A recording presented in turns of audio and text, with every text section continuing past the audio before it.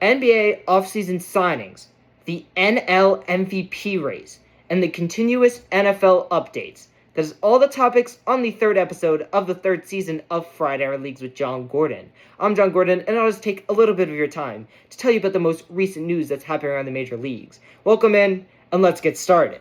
Alrighty, let's start off with the NBA offseason signings. And let's start that off with DeMar DeRozan. Because DeMar DeRozan has signed a one-year, $3.9 million deal with the Denver Nuggets. Yes, DeMar DeRozan is a Denver Nugget.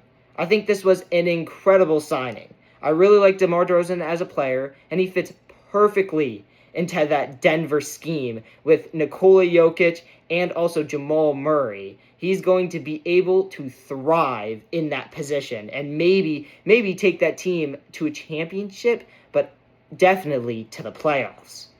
Now let's switch off to Klay Thompson. Because the Splash Bro, yes, Splash Bro, Klay Thompson is not signing with the Golden State Warriors. No. He's going to the Miami Heat. And he will be signing on a 2-year deal after his buyout with the Mavericks. I think this was a pretty good signing. I wish he went back to Golden State. I remember his times with Steph. It was incredible.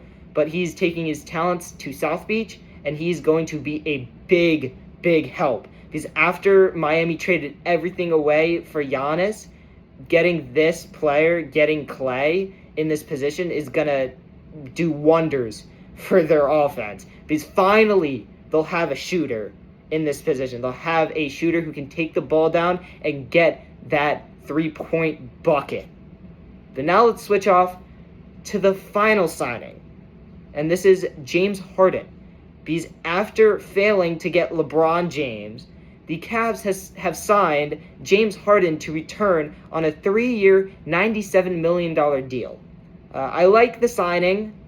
You know, as a Sixers fan, I really love that we were able to get LeBron James. But to Cavs fans, it probably really hurts to see that LeBron never returned. And giving up most of his money that would go to him, giving that to James Harden, who didn't do as great, hurts. But I still think this was a good signing. I do like James Harden for that team, and I don't know what else they would do without him. But now, let's switch off to the NL MVP race and the MLB, because that is all I had for the NBA. And let's talk about the two top guys, PCA, Pete Crow-Armstrong, and Shohei Ohtani. Those are 1 and 2 for the NL MVP race, and it is crazy close because Shohei is hitting .291 with 30 home runs and 80 RBIs. But as we all know, Shohei is also a pitcher, so he has an 8-2 record with a 1.79 ERA and 125 strikeouts over 14 starts. Yes, that is an incredible stat line. Crazy stat line. He is second in ERA to Jacob Mizorowski, who has a 1.68 ERA. Yes, a hitter, a power hitter, is also pitching at the top of the league. But on the other side, PCA, Pete Crow-Armstrong, has a .279. He's batting a .279. He has 31 home runs and 79 RBIs. That's a little worse, but he's an incredible fielder, and he's showing that he can put up the numbers to compete with Shohei. It is heating up at the end of this year, and I don't know. I really don't know who is going to win this NL MVP. But these two are the best for it. Now, let's switch off to the end of my show. The last reports is the continuous NFL updates. And this one is continuous of the preseason. Because we are now in week 3 of the preseason, and this was the first start for Fernando Mendoza. Yes, rookie quarterback, Raiders rookie quarterback. Fernando Mendoza was able to get his start, and it didn't go too well for him. Because he threw a pick 6.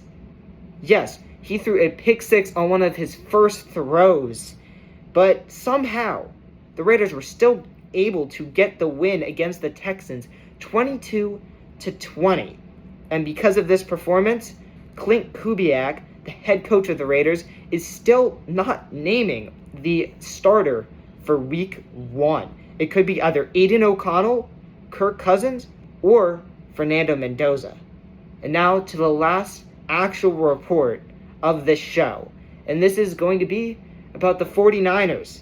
Because the 49ers were able to destroy the Chargers 41-17, with Stribling having 46 yards leading the 49ers. I really like Stribling, and I feel like he's going to be really good this year, and he's going to make a big role. He's going to carve out a big role for himself in this offense. But that is all from the 3rd episode of the 3rd season of Friday Around Leagues with Jon Gordon. Thank you all for watching, and please subscribe.